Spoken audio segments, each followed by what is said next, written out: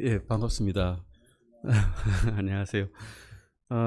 열린 예배와 록 음악에 대해서 사실 이게 제가 공부를 좀 어쩔 수 없이 하게 됐습니다. 이게 주제가 너무 난해하더라고요.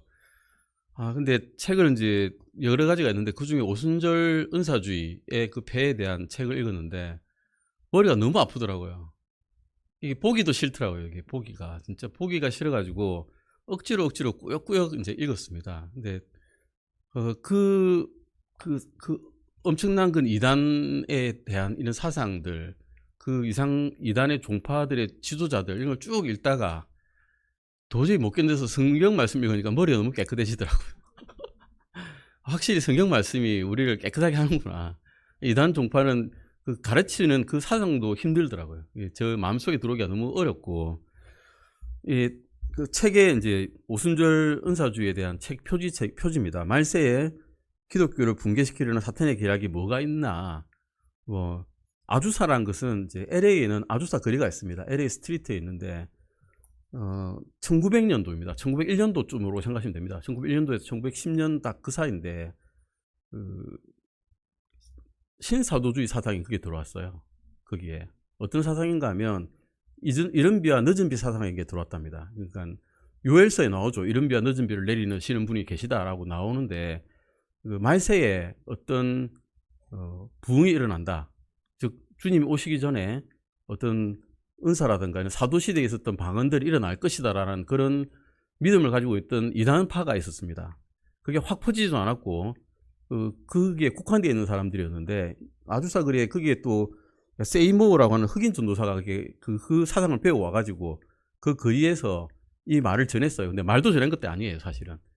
뭘 했는가 하면 이 사람은 그 성경 말씀을 너무 못 전하기 때문에 다른 목회에 초청됐다가 청명됐다가 말을 못해서 쫓겨났답니다. 성경 말씀 너무 모르니까. 그래서 어떻게 했는가 하면 아주사 거리에 건물 하나 빌렸어요. 건물 하나 빌려가지고 그 건물에서 사람들을 모았답니다. 매일 3시간씩 모여가지고 뭔가를 하는데 뭘 하느냐. 그 자신은 머리에 상자를 쓰고 있고 다른 사람들은 와가지고 거기서 신들린 듯한 행동을 하는 거예요. 방언을 하고 부르르 떨고 크게 웃고 미친 듯이 몸을 떨고 이런 걸 하는 걸 갖다가 매일 3시간씩 하는 거예요. 근데 그게 희한하게 부흥이 됐답니다. 부흥이 뭔가 딴 사람도 와서 똑같은 짓을 하는 거예요. 부흥이 아니죠. 사실은 이게 마귀 들린 사람이 하는 짓 아닙니까? 마귀 들린 사람이 하는 짓을 이 사람이 하니까 딴 사람에게도 그 마귀의 영이 들어가 버린 겁니다. 근데 그걸 이제 부흥이라고 한 거예요. 부흥이다. 왜냐하면 세이모가 전도사니까. 이 사람이 말을 못해도 전도사니까. 이 하나님의 부흥이, 예수님의 말씀의 부흥이 여기서 일어난다 해가지고 사람들이 막 떼거지쳐 몰렸답니다. 계속 늘어났답니다. 너무 많이 늘어나가지고 감당할 수 없을 정도로 늘어났는데 결국은 그 열매가 뭐냐? 열매가 없습니다. 왜냐하면 말씀이 안 들어가니까. 경험이 들어왔는데, 경험이죠, 경험.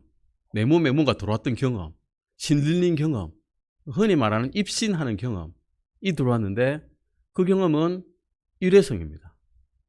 그리고 계속 그걸 찾게 되는 거예요. 이게 중독과 똑같아가지고 내가 하나님을 접했다.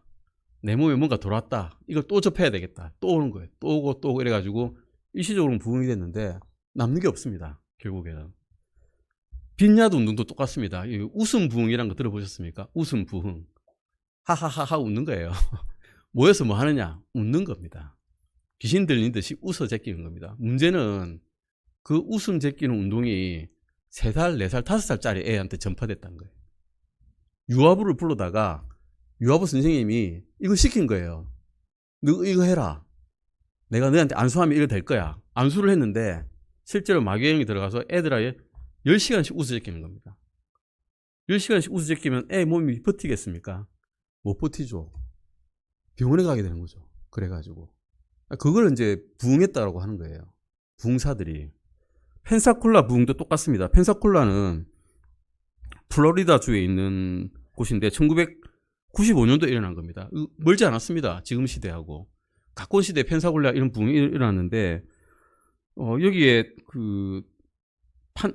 스티븐 힐이라는 우승 부흥사가 왔답니다. 와가지고 펜사콜라 주에 이런 사람들에게 이런 거를 한번 해봐.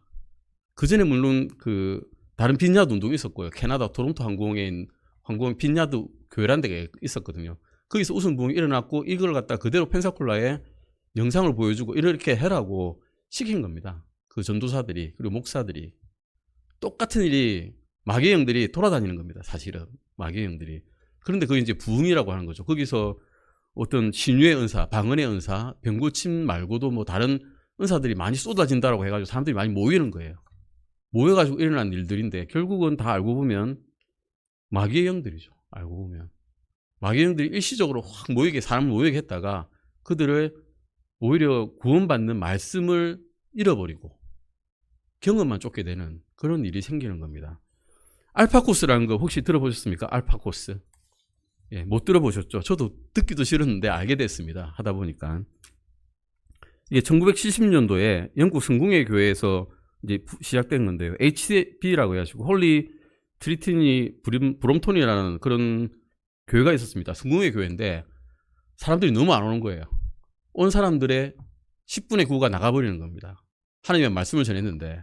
그래서 여기 있는 찰스 마남이라는 신부가 어떻게 생각했냐. 사람들이 안 모이는데 그러면 어떻게 해야 사람이 모일까 하고 설문조사를 했답니다. 설문조사를 하니까 사람들의 설문이 뭐가 나왔냐. 응답이 하나님의 사랑을 말로만 이렇게 하지 말고 보여주세요.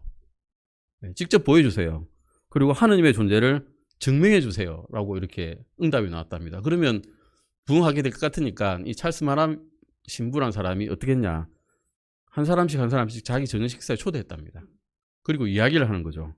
이야기를 하면서 의문 해소 시간을 갖는 겁니다. 예수님과 성경과 기도와 확신에 대해서 이렇게 직접 1대1로 말을 전한 거죠. 좋은 일 아닙니까 사실은. 좋은 일인데 이렇게 하다 보니까 이게 좀 부흥이 됐답니다. 부흥이 돼가지고 원래는 한 4주 코스로 했는데 10주 코스를 한 거예요. 10주 코스로 존 어바인 신부라는 사람이 이 교회를 물려받아가지고 10주 코스를 했는데 거기서 하는 말씀은 성령님은 누구신가? 성령님은 무슨 일을 하시는가? 어떻게 성령으로 충만할 수 있는가? 어떻게 남은 삶을 선용할 수 있을까? 이런 아주 훌륭한 주제로 이야기를 나눈 겁니다. 서로 대화하고 식사하고 하면서. 그래서 이제 알파 코스라고 걸 하는 건데 이게 앞자를 딴 겁니다. 알파는. ALPH가 알파니까 A는 anyone can come. 누구나 올 수 있다. 그다음에 L은 learning and laugh. 웃고 이게 웃으면서 배우자. 즐겁게 배우자는 거죠. 그다음에 P는 우리 같이 파스타 먹자. 식사하면서. 그다음에 H는 helping one another. 서로 섬기자. 그다음에 A는 ask anything. 무엇이든지 물어볼 수 있다. 이런 식으로 해서 알파 코스를 만들었는데 이 코스의 문제가 뭔가 하면 주말에 뭘 하느냐.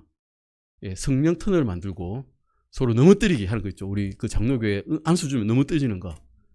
그런 경험을 강조한 겁니다. 그래 사람들이 오니까. 결국 이런 코스가 지속되다 보니까 앞에 말씀 전한 건 아무 소용이 없고 넘어뜨리는 거, 경험하는 거 이런 것만 자기들 머리에 남은 거예요. 그래서 이 코스를 온 세계에 퍼뜨렸어요. 부흥한다고.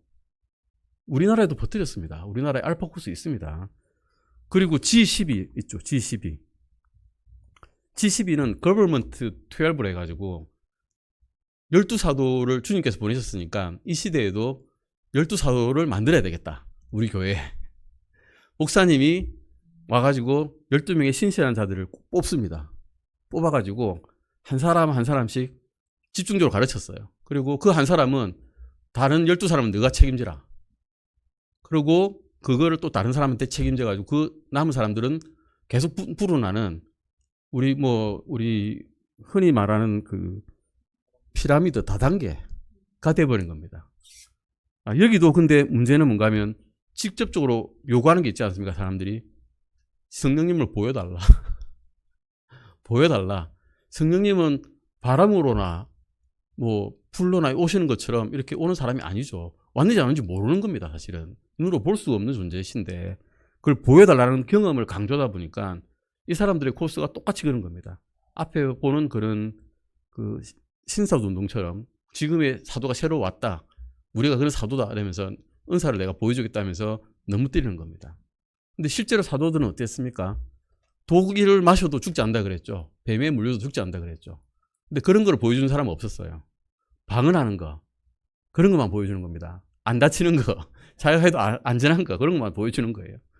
그런 것들을 이제 Government 12에서 했는데 이게 우리나라가 시조입니다. 조영기 목사가 시작한 거예요. 조영기 목사가 사실은. 조영기 목사가 셀교회라는 거 있죠. 셀교회. 그걸로 시작했는데 셀교회로 여러 구역을 만들고 우리 목장 경영한다면서 하는 거 그런 걸 이제 시도를 해가지고 쫙 버티는 걸 갖다가 콜롬비아 보고타에 있는 국제은사 사역교회 목사인 세사스 카스텔라노스라는 사람이, 이 사람도 은사주의 교회 일류론인데 이 사람이 이걸 배워와가지고 이 모델로 해가지고 걸버먼트 10이라고 하는 이런 신사도 운동 같은 걸 만드는 겁니다. 이런 것들을 하니 결론이 뭐가 되겠습니까?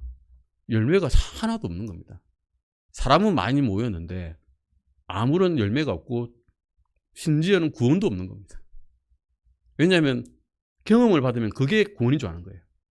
귀신이 들린 걸 구원으로 알아버리는 겁니다. 근데 그걸 잃을 수가 있죠. 이러면 또 구원을 잃었는갑다. 또 그걸 찾아가고 또 이러면 또 구원을 찾아야 되겠다. 또 하고 그런 운동만 찾아다니는, 프로그램만 찾아다니는 그런 떠돌이 철새 교인들이 생겨버리는 겁니다. 이런 것들이 아주사, 빈야드, 펜사콜라, 알파코스, G12, 신사도운동 이런 거였다는 겁니다. 이게 요약하면 그렇습니다. 제가 쭉 이런 걸 요약하면. 그러면 주님 시대에는 사람들이 어땠나? 주님 시대도 이랬습니다. 마태복음 12장 38절 보시면 그때 서기관들과 바리새인들 중에 어떤 자들이 응답하여 이르되 선생님이여 우리가 선생님에게서 나오는 표적을 보기 원하나이다. 네, 그때도 그랬습니다. 지금만 그런 게 아닙니다. 사탄은 교묘한 속임수를 잘 가지고 있습니다. 자기만의 특별한 무기가 있습니다. 이걸 가지고 전에부터 지금까지 계속 똑같은 무기로 사람들을 꼬시는 겁니다. 마태복음 19장 39절에 12장 39절에 주님께서는 어떻게 대답하셨습니까? 그분께서 그들에게 응답해 이르시되 악하고 음란한 세대가 표적을 구하지만 대언자 요나의 표적 외에는 내가 아무 표적도 그 세대에게 주지 아니하리라. 지금도 이것은 유효한 말씀입니다. 사도시대에는 주님께서 주님의 말씀을 확증시켜 주시기 위해서 사도들에게 은사를 주셨지만 나중 그 시대에 말씀이 완전한 것이 오고 난다면 어땠습니까? 바울도 자기 친한 친구, 자기 친한 동역자 디모데도 고치지 못했습니다. 그 권능 많던 그 사도직에 은사가 많던 바울도 못 고쳤는데 지금 시대에 자기가 사도라면서 고친다 말이 되겠습니까? 전혀 말이 되지 않는 것입니다.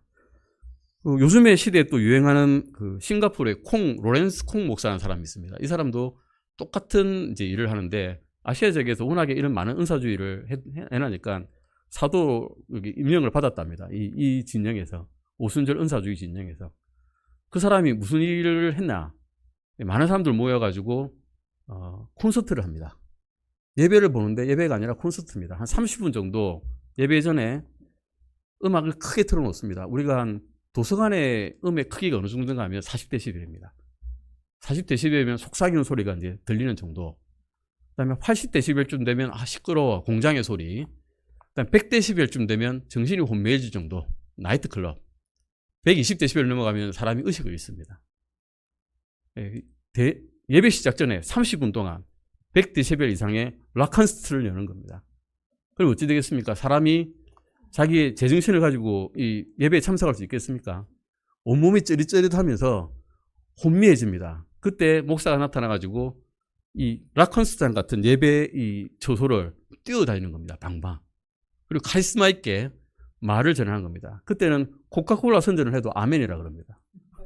예, 아무거나 아멘이죠. 그냥 이미 정신을 잃었는데 그런 식으로 했는데 이 사람이 2015년도에 탈세임으로 감옥에 갇힙니다. 자기 교회에 그 받은 헌금을 다 유용해 버렸습니다. 자기 부인이 가수인데 그 가수한테 돈을 다 갖다 준 거죠. 이렇습니다. 은사주의 교회의 현실이. 고린도후서 11장 13절에서 15절 말씀드리면 이렇게 하죠. 그러한 자들은 거짓 사도요 속이는 일꾼이며 자기를 그리스도의 사도로 변형하는 자들이니라. 그것은 결코 놀랄 일이 아니니 사탄도 자기를 빛의 천사로 변형하느니라. 그러므로 그의 사역자들 또한 의의 사역자로 변형한다 해도 그것은 결코 큰 일이 아니지라. 그들의 마지막은 그들의 행위대로 되리라 라고 주님께서는 말씀하시고 계십니다. 우리에게는 그러면 어떻게 말씀하시고 계십니까? 예, 공평하게 모의를 매지 말라 그러십니다. 믿지 않는 자들과. 친교도 나누지 말라 하십니다. 그리스도와 벨리알의 일치를 보지 못한다고 하십니다. 하나님의 성전은 우상들과 합의를 보지 못한다고 하십니다. 우리는 살아계신 하나님의 성전이라고 말씀하고 계십니다. 주님께서는 17절에 보시면 저들 가운데서 나와서 너희 자신을 분리하라고 하십니다. 네, 분리하라 그러신 겁니다. 주님께서는 더러운 것을 보지 못하십니다. 또한 우리가 주님의 성전이기 때문에 더러운 것에 참여하는 것을 좋아하지 않으십니다. 참지 못하십니다. 그런데 엘리야 시대에 어땠습니까? 엘리야 시대에 그 바알의 선지자들과 자기를 두고 백성들에게 이렇게 말했습니다. 엘리야가 온 백성에게 가서 이르되 너희가 어느 때까지 두 의견 사이에서 머뭇거리를 하느냐. 만일 주께서 하나님이면 그분을 따르라. 그러나 만일 바알이 하나님이면 그를 따르라 하였으나 백성이 어땠습니까? 그에게 한마디도 응답 안 했습니다. 이거 꾹 닫고 있습니다. 이게 중도입니다. 이런 거예요. 우리는 중도를 긋겠습니다.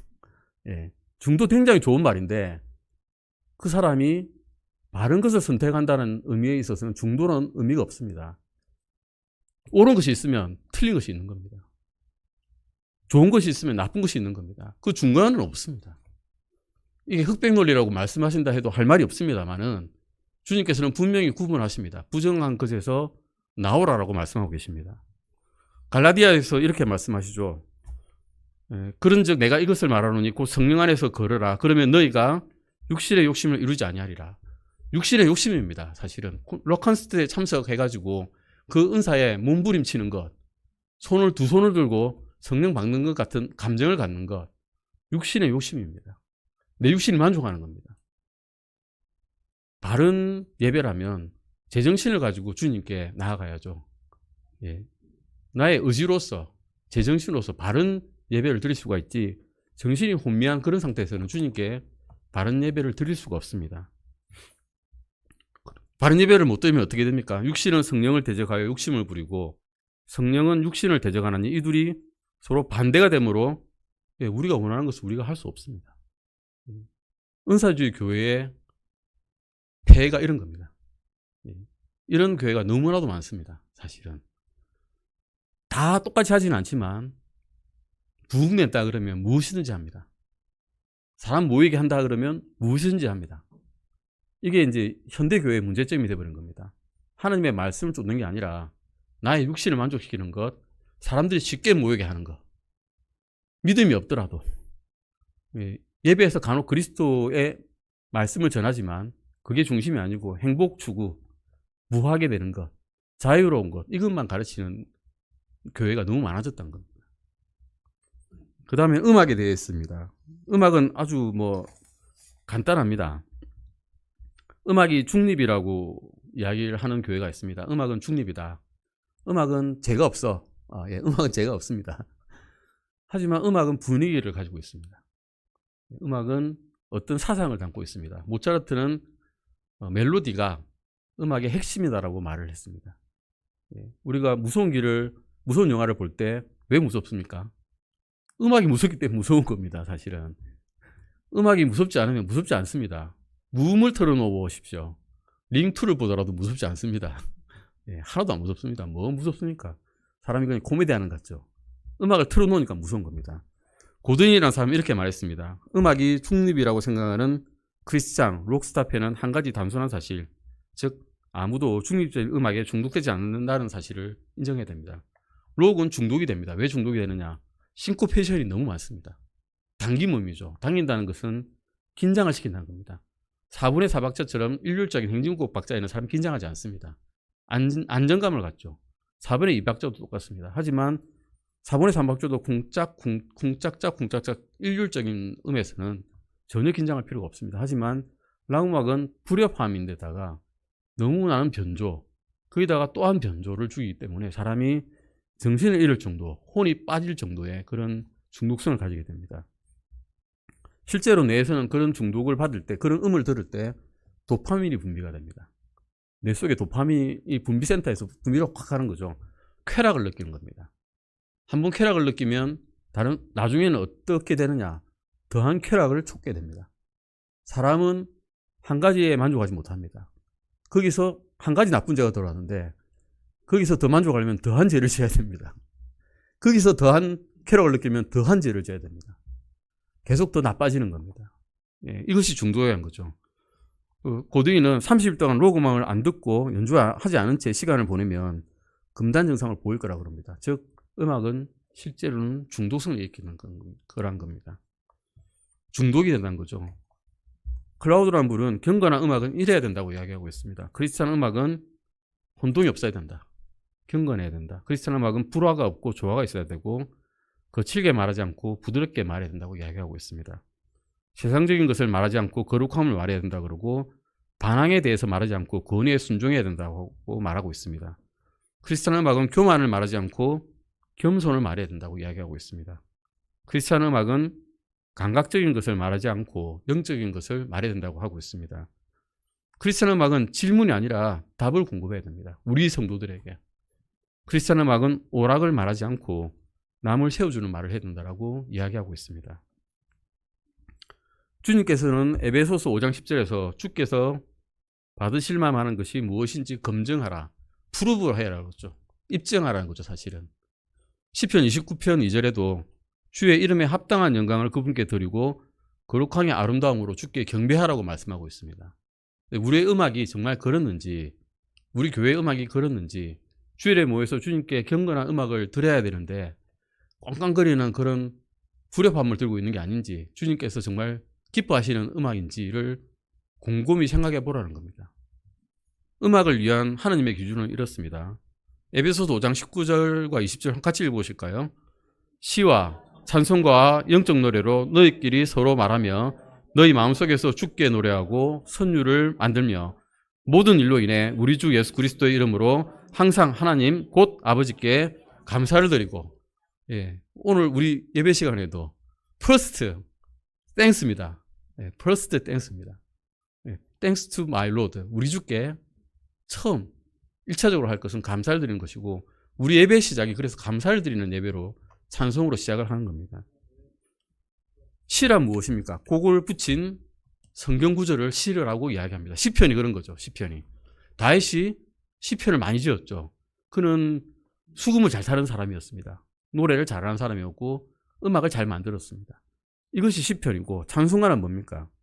성경 구절에 기초를 둔 노래들입니다. 내 감정에 기초를 둔 노래 아닙니다. 예. 당신은 사랑하기 위해 태어난 사람의 성경 구절이 있습니까? 한 구절도 없습니다. 은혜에 우리의 성경 구절이 있습니까? 하나도 없습니다. 성경 구절에 기초를 두지 않으면 그것은 찬송가라 할 수가 없습니다. CCM들이 대부분 그렇습니다. 자신의 감정에 기초를 둔 것들입니다. 그래서 듣고 나면 눈물이 나죠. 가슴이 막 뛰어오르고 벅차오르는데 10초만 지나가 보십시오. 듣고 난 다음에 다 까먹어버립니다. 내가 어떻게 살아야 될지도 까먹어버립니다. 잠깐 감동받고 패스트푸드처럼 없어져 버리는 그런 일이 됩니다. 영적인 노래라는 건 무엇일까요? 옛 성품의 사람이 아닌 영적인 사람과 화답하면서 우리 주님을 높이는 음악, 그것이 시와 찬송가와 영적인 노래입니다. 우리가 불러야 될 것이 이제 그런 거란 겁니다. 골로새서 3장 16절 보시면 그리스도의 말씀이 모든 지혜와 함께 너희 안에 풍성히 거하게 하며 시와 찬송가와 영적 노래로 서로 가르치며 훈계하면 너희 마음속에서 은혜로 주께 노래하고로 말씀하고 있습니다. 우리를 훈계하는 겁니다. 찬송가는 너 잘한다, 너는 참 귀한 사람이야 를 가르치는 게 아닙니다. 내가 뭐가 주님께 나아갈 때 잘못되었는지를 가르쳐주는 겁니다. 우리 마음속에 은혜로 주께 노래할 수 있게 만들어주는 것이 찬송가라는 것입니다. 음악은 사랑과 똑같습니다. 세 부분으로 나눠져 있습니다. 무엇일까요? 첫 번째는 멜로디입니다. 그리고 하모니입니다. 그 다음에 리듬이죠. 멜로디는 주된 테마 음들이 연속으로 연주되는 음악의 사상입니다. 곡조이고 선율입니다. 우리 그냥 콧노래로 흥얼거리는 그 주된 멜로디입니다. 이것이 사상이 들어있습니다. 하모니는 뭘까요? 우리 혼과 영향이 있는데요. 하모니를 통해서 깊이와 관점과 무도와 색채 그리고 분위기가 이 멜로디에 합쳐지게 됩니다. 한마디로 화음을 이루게 됩니다. 근데 화음이 튀어나오면 어떻게 될까요? 주된 멜로디가 사라집니다. 주된 멜로디 사라지게 하는 화음은 좋은 화음이 아니죠. 그리고 균형 잡힌 음악에서는 하모니가 멜로디를 받쳐주고 복종하고 중대한 역할을 합니다. 한마디로 우리 혼은 영에 복종해야 됩니다. 주님께서 하시는 말씀에 우리의 혼은 따라가야 되는 거지, 거기서 반항하고 불협화음을 만들면 결코 좋은 선한 열매를 맺을 수가 없습니다. 문제는 리듬입니다. 리듬은 육적인 것입니다. 락 음악의 리듬은 전부 육적인 겁니다. 락 음악이 처음에 나왔을 때 이 락 음악을 만든 음악가조차도 이것은 너무 육적이다, 이것은 성행위를 연상시키게 한다 라고 직접 이야기를 했거든요. 그 정도로 락 음악은 우리에게 해를 끼칠 수가 있습니다. 그런데 CCM의 음은 다 락 음악입니다. 알고 보면 락이 아니고서는 CCM이 안 됩니다. 드럼이 없는 CCM 들어보셨습니까? 드럼 없으면 아무것도 안 됩니다. 끝입니다. 그냥 흥얼거리는 옛 노래가 되는 거죠. 유행가 가사입니다. 그냥 CCM에다가 주님께 대한 가사를 붙인다 한들 그것이 찬송가 될 수 있는지 의문입니다. 이것은 이제 CCM 가수들의 미국의 가사들을 한번 This next clip is 보시겠습니다. clip number 20. This is Jesus Culture, a group about whom you must know and we'll be talking about. But this is a concert that kids are going to in droves. 10분 정도 Jesus 보실 Culture 수 있습니다. and the word fight. Consumed the ones who offered the sacrifice. That's the whole point of this conference. John talked about fire baptism, John the Baptist, and that was judgment. I really don't, these people are so biblical, that they're so acquainted with words, Bible words without Bible sentences, Bible words without Bible context, Bible words without Bible doctrine. They throw the words around and they become means by which they manipulate people's minds. Fire is obviously an incendiary word. It has all kinds of implications of heat and power and energy, and I mean that's a perfect word for them to use to manipulate people. The next time fire comes from heaven, it's going to engulf the world in judgment. God will not drown the world in water again, but he will end the world in fire.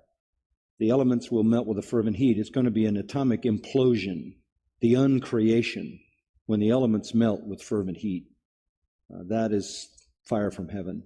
And I don't think anybody in his right mind would be calling down fire from heaven, because that's going forward, that is a judgment metaphor after Pentecost. You will be baptized by the Holy Spirit and with fire. That's another baptism, and that's a judgment. The second word that we hear a lot, this is going to be clip number 17. Clip number 17.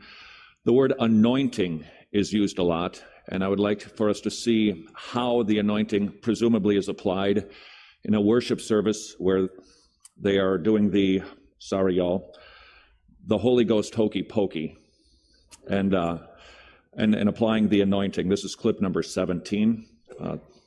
The word anointing. Put your left foot out, you put your left foot in, you put your left foot out, put your left foot in, put your left foot out, put it in, and you shake it all about. You take your whole self in, you shake your whole self out. Come on, do it, man.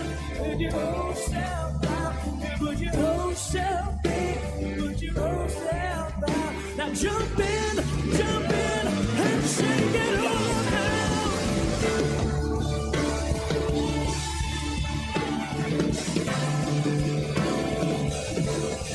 Come on, release your glory, release your glory, healing, miracles, healing, miracles.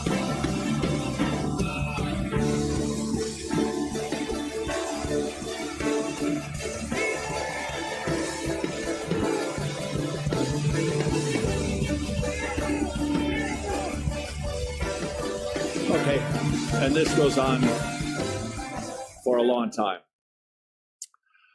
He's anointing people. We hear a lot about different anointings. Could you please define for us, biblically, what is the correct understanding to be anointed, and can we be today, and if so, how? Do you want to say something, Justin? Sure. Well, Scripture teaches that if you are a Christian, you're anointed. If you have been regenerated by God's Holy Spirit, you are anointing. You are anointed. It's not a feeling. It's not a buzz. It's not an experience. It's a reality. 1 John 2:20. But you have an anointing from the Holy One, and you all know this is not for a select few. It's not that some Christians have a super special anointing that the rest of the common Christians don't have. That is a division of Christians into classes, the haves and the have-nots. To say, oh, well, so-and-so is anointed, he has a great anointing. If you're in Christ, you are anointed. There's no division of classes within Christianity. We are one in Christ. The ground is level at the foot of the cross. And so this is a false understanding of a biblical reality. It's used to manipulate people. It's used to manipulate their emotions and their behavior. And it's also used to elevate whatever false teacher you're looking at, elevate him to a status that is above everyone else. He has a different source of authority. He has a unique access to God, and he gets divine revelation knowledge from the Holy Spirit, from Christ, this pipeline from heaven to various false teachers, and that is their way of insulating themselves against biblical criticism. Well, if you can't find this in the Bible, don't worry about it, because I have the anointing. God has spoken to me directly. And so if you can't find it in Scripture, don't sweat it. It's okay. I've got the anointing. I've got this inside avenue to God. Regularly we'll hear we can't critique them because we can't touch God's anointed. Yeah, touch not the Lord's anointed. Yeah, and I think what you have to understand, and what Justin's saying, is the anointing is essentially the promise of illumination from the Holy Spirit to understand the Word. And we all have that. We possess not only the Word, but we possess the teacher and the author of the Word.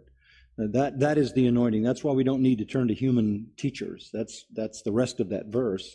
We don't need to be taught from the vantage point of human wisdom. The anointing we have is the illuminating work of the Holy Spirit, which leads us to a true understanding of Scripture. Every believer has that. That comes with the resident Holy Spirit. We would not be able to live the Christian life if we couldn't understand the Bible. And we know the natural man understands not the things of God. They're foolishness to him. But we have the mind of Christ. Why do we have the mind of Christ? 1 Corinthians 2:16. Because the Spirit teaches us the deep things of God. That's the anointing. But you're exactly right. They throw that word around in kind of an Old Testament sense, like a prophet or a priest or a king was anointed in some official ceremony, as if they've been pulled up above the hoi polloi, and they're so elevated that they're beyond criticism. They have the anointing from God. I think the other thing to say about that is pagan. That kind of activity has nothing to do with Christianity. That is a blasphemy of the Holy Spirit. It is a mockery of the Word of God. It is a travesty to do that in the name of Christ. I don't know how those people survive the fire that should come down from heaven. I don't know how God can exercise as much patience as He does. And if you ever question the patience and forbearance of God, look at how long that stuff goes on. Why is God patient? Why is He forbearing? Because, listen carefully, because He has people in that movement yet to be redeemed. And He will rescue His people from that movement. Let me, oh boy, this is going to hurt. I'm going to argue with you. Let me play advocate, okay? Sure. Here's your problem. You like organs and cellos. This is our way of expressing ourselves in worship. Mm-hmm. Why would you judge something that is so clearly filled with the Spirit? Because it's just mindless emotional hysteria. It's just hysterics. It's mind-numbing hysteria. It's not about worship. Let me explain worship in a simple way. The deeper your understanding of the truth of God, the deeper your understanding of God Himself, the higher your worship goes. Worship is directly correlated to understanding. the richer your theology, the more full your grasp of biblical truth, the more elevated your worship becomes. Low understanding of God, superficial, shallow understanding of God leads to shallow, superficial, contentless hysteria. You can whip that up. You can create that kind of frenzy. It has nothing to do with worship. It isn't worship. It's not connected to worship. It is sheer hysteria and a mindless expression. You've been singing hymns this week. Why? Because there's rich theology in hymns. We don't have to go hysterical. We want your mind fully engaged. Hymns, I like hymns. I don't need to hear fire, fire, fire 1,000 times. I don't need 7-11 choruses, 7 words 11 times over. I need to advance the doctrine. I need to advance the richness. I need to deepen the truth and broaden the truth. And hymns have verses, not just 5 words repeated and repeated and repeated and repeated and repeated, but never really with the nuances of theology. So,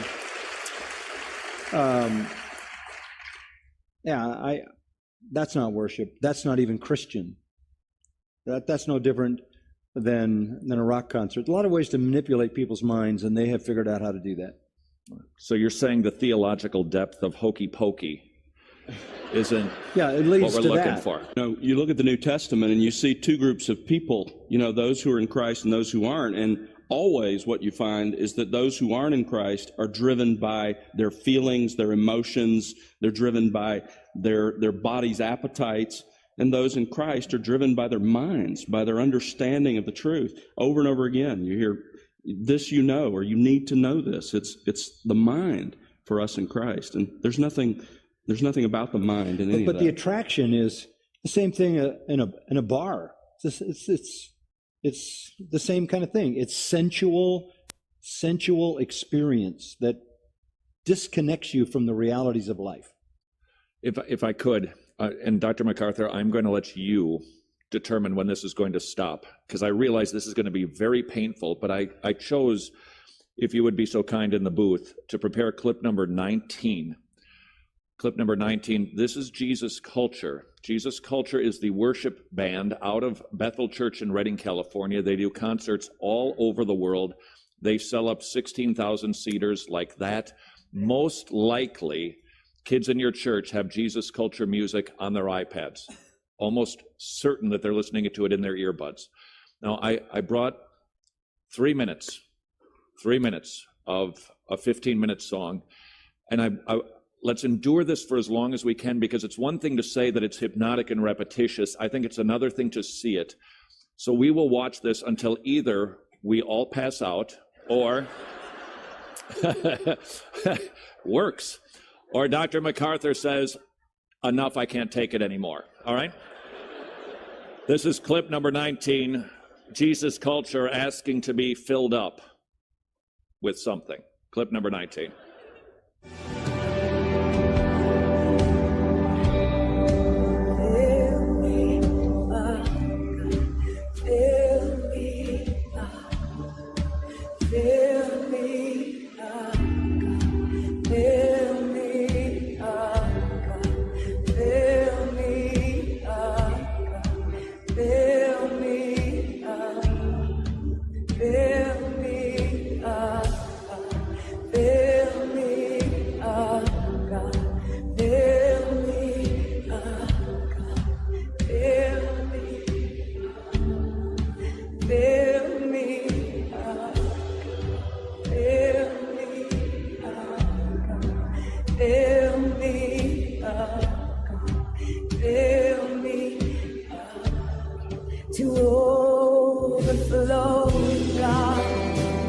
Dr. MacArthur. Dr. MacArthur. Fill me up, fill me up.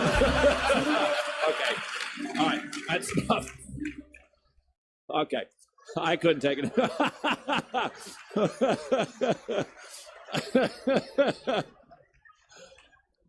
That was about a minute. And that was 12 fill me ups. This is wildly popular. Now, this is the tricky part. some of the Jesus culture music is passable. I'm a parent. My child loves it. Am I concerned? Absolutely, you're concerned. I mean, it's obviously, it's the old clock that doesn't run is right twice a day. If they don't ever do anything that is acceptable, then you're not going to buy into what isn't. I mean, it's just the grease slide. That has nothing to do with Christianity, nothing to do with God. In fact, I'd be afraid to put my mind out, in neutral and start yelling out loud with that kind of sensual music, fill me up, fill me up, fill me up, among a group of non-believers who would go from being kind of normal non-believers living in the kingdom of darkness to being demon-possessed. I think you're inviting a spirit for sure, but it isn't the Spirit of God. And it has nothing to do with Christianity. Again, this is paganism. This is the Kundalini cult. You can look on the YouTube and see that kind of stuff. This is paganism. This is what Hindus do. The mindlessness of this and I think if you accept any of it, if you say, well, there's some good in it, you literally have left your young people open to, I think, to demon powers. I would run from this so fast. This maybe sounds silly to you, but I see this stuff and I experience this stuff. They've got a few songs. They maybe have 50 songs. And there's a couple of them, there's nothing bad in them. And people will just say, well, that one's okay. It doesn't hurt anything. Does it hurt anything to bring their music in any way, shape, or form into my church, into my home, into my kids' earbuds? Well, go ahead. No, go ahead. The music is just an avenue to get them into their teaching. The music is popular, and what they're wanting to do is they're wanting to draw people in. Oh, we've got good music. Jesus culture, Hillsong, we've got good music. So they use that as an avenue to get people into their teaching. And Mormons do the same thing. Mormons don't approach you with a full bore list of all of their heresies that they believe. They look very normal, they look Christian, they look very nice, and they suck people in. And it's the same thing with this. It's to draw people in to their belief system. And it's sad that today theology and doctrine have almost become bad words.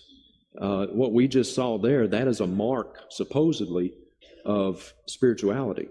It's a high mark. You're spiritual if you can, but it's totally opposite. I would go so far as to say evangelical non-charismatic churches are using music that is unacceptable to draw people in. Right. Absolutely. They're using the music of the world to suck people in, as if somehow people would get saved because the music of the world is attracting them. It's a big jump between being attracted by the music of the world and being regenerated by the Holy Spirit, and the two have no connection. So I think this is so close to what's in a normal evangelical environment. This is so close to what people see in non-charismatic, quote-unquote, evangelical churches, that it's a very small step to getting sucked in because the style is the same. But the theology inherent in it, as Justin says, is unbiblical. All right, I want to... Todd, one other thing, too. Just the theology of that little chorus is wrong. We're not filled up with the Holy Spirit as though we get more of the Holy Spirit. The whole issue is the Holy Spirit gets more of us. And so it's totally reversed. In Ephesians 5:18, we are to be filled by the Holy Spirit, not filled up with more of the Holy Spirit. And it's a total wrong pneumatology of understanding of how the Holy Spirit works in sanctification. And as if that is what you need to do in order to be filled by the Spirit, is just keep repeating that over and over. No, in reality, you need to die to self. You need to resist temptation. You need to mortify the flesh. You need to have the Word of Christ richly dwell within you. Those type of things, buffet your body and make it your slave. Those type of things really are the precursors to being filled by the confessing sin, repenting, turning away from the world, loving Christ. Those are the things that accompany being filled by the Spirit. That's a great point. That's excellent. Yeah. As we close, if I might, I think what we've seen, and we need to understand, this is not a fringe activity. No. This No. is millions of people in the US of A, millions more around the globe. And while I believe this is correct, these teachers and these leaders, these false teachers and wolves, are to be rebuked and they are to be called out. The people that are following predominantly are simply slaves to sin. They're slaves to Satan, and they are lost just like we were. And as we see this, we are grieved by it.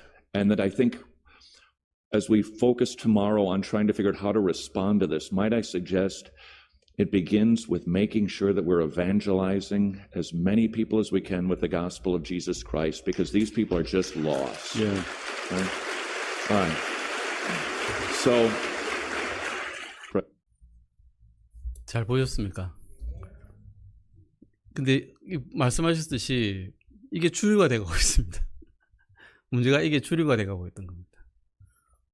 전혀 전통적이지 않은 주님께서 싫어하시는 그런 부류가 지금 이제 모든 교회의 주류가 돼서, 제가 아는 어떤 교회는 이게 시작부터 끝까지 하는 것이 사실은 자신들의 사명이라고 생각하고 있는 교회도 있습니다.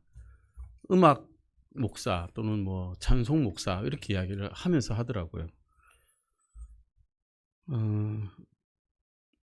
빌립보서 4장 8절 말씀이죠. 잠깐 확대를 할까요?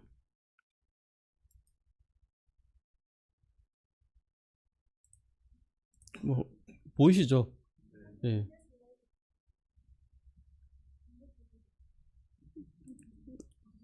네, 현재 슬라이드. 현재 슬라이드부터. 역시 파워포인트 약하네요, 제가. 맨 마지막에 이제 그 목사님 말씀처럼, 이 방송에 나온 목사님 말씀처럼 이들이 사실은 불쌍한 존재입니다. 길을 잃은 존재죠. 길을 잘 가고 있었는데 어떤 존재들에 의해서 길을 빼앗겨 버렸습니다. 넓은 길로 가버린 거죠. 좁은 길로 잘 가고 있었는데 자신은 신실하게 잘 다니고 있다고 생각했는데 어쩌다 보니 넓은 길로 가버렸습니다. 이런 것을 다시 되돌릴 수 있도록 우리가 열심히 기도하고 주님께서 무엇이 옳은 것인지를 알게 되는 그런 사명을 주셨다고 생각합니다. 빌립보서 4장 8절 한 번만 더 읽어보겠습니다. 끝으로 형제들아, 무엇이든지 진실한 것과 무엇이든지 정직한 것과 무엇이든지 의로운 것과 무엇이든지 순수한 것과 무엇이든지 사랑스러운 것과 무엇이든지 좋은 평판이 있는 것과 덕이 되는 것과 칭찬이 되는 것이 있거든 이런 것들을 곰곰이 생각하라. 기도하시고 마치겠습니다. 하나님 아버지 감사드립니다. 저희의 세상에서 들려오는 노래로 인해서 또 세상에서 들려오는 유행과 풍조, 문화에 의해서 저희의 믿음이 흔들릴 때가 많습니다.